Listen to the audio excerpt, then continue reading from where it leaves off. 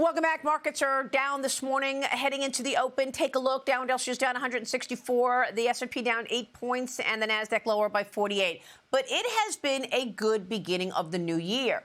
And FundStrat's Tom Lee is talking about the so-called January effect to clients in his latest note. He's talking about the first 5 trading days of the year, setting the tone for the year. And if you go back to 1950, when markets are positive for the first 5 days of the year, the major indices average about 16% gains for the year.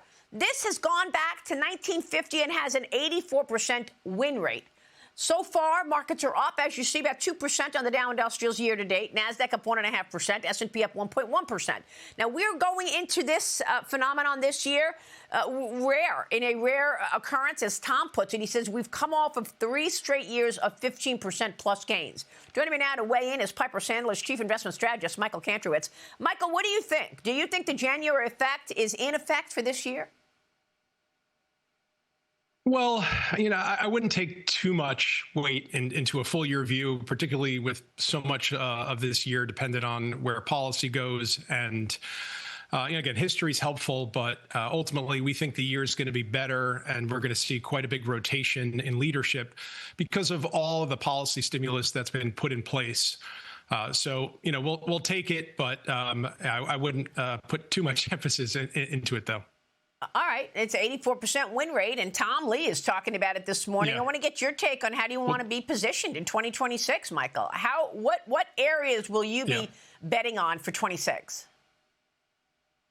So the last 3 years, if you look at size and style and sector leadership, they've basically been identical. Large cap growth has just trounced the market. Tech and comm services have strongly outperformed the market the last 3 years in a row. It's been the same story.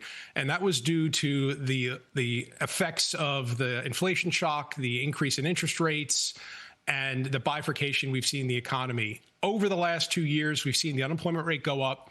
Interest rates have come down. The Fed has cut rates. Mortgage rates are down. There's a lot of fiscal stimulus from the big, beautiful bill that's going to kick in this year. And so we are looking for where in the economy and in the market we're going to see incremental improvement from all of that stimulus.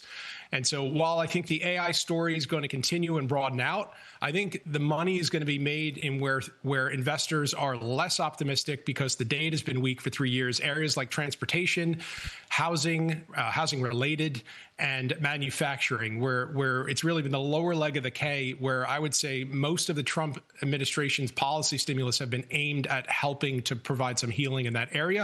And I think we're going to see it this year.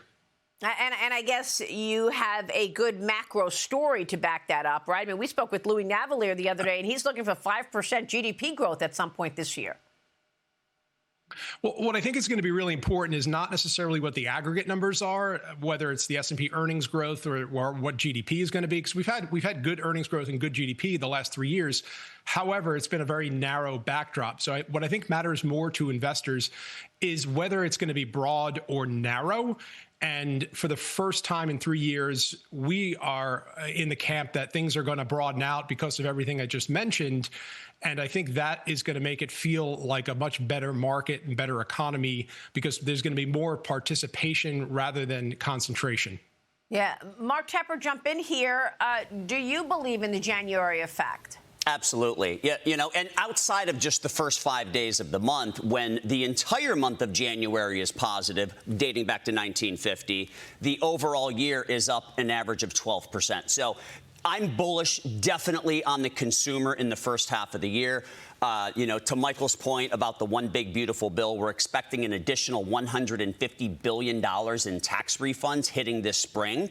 Consumer discretionary was one of the worst performing sectors last year, up only 5%, whereas the S&P was up somewhere around 17%. I expect the consumer discretionary stocks to outperform in the first half of this year without a doubt. Michael? Yeah, I'd agree with that. Again, lower interest rates, lower oil prices. And I think, again, a higher unemployment rate, which people typically view as bearish, I would actually look at it as glass half full. Yes, the unemployment rate's gone up a little over percent, but during that time, in the last 2 years, Oil's down, mortgage rates are down, and the Fed has cut rates. So to me, we want to look at the beneficiaries of that lagged positive impact. And I agree with Mark. There's many areas in the discretionary space that investors have just gotten too bearish on, and we're going to see some incremental improvement there. Well, we have to talk about earnings because the major bank earnings will kick off fourth quarter earnings next week. We've got J.P. Morgan reporting on Tuesday, Bank of America, Wells Fargo, and Citi on Wednesday. And then America's largest banks are expected to see larger fourth quarter profits. And then we are off to the races in terms of fourth quarter earnings. What are you expecting in terms of earnings? I know we're expecting a surge in investment banking revenue. That could be good for the banks. But are there areas that you expect to do better in terms of fourth quarter earnings this quarter?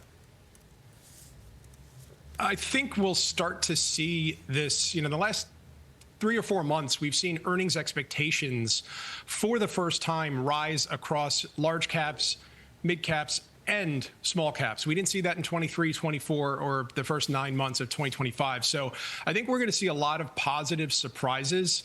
I think the financial sector continues to look attractive, and that's an area we're overweight, from the yield curve steepening to M&A activity increasing and financial conditions being easy. And again, just the lower end, middle end consumer getting some healing and some help from the policy side. So I think where we want to focus on is not so much on the realized earnings in the fourth quarter, but what guidance is going to look like. And one of the things we've been seeing over the last few months is far fewer negative pre-announcements. So companies ahead of the quarter reporting earnings season, downgrading their numbers. And that's typically a good sign for guidance going forward. Yeah, and I think that was the case this time as well, this quarter as well. I haven't really seen many negative guidance reports ahead of the actual earnings coming out. Michael, thank you. Great to talk with you as always. Michael Kantrowitz.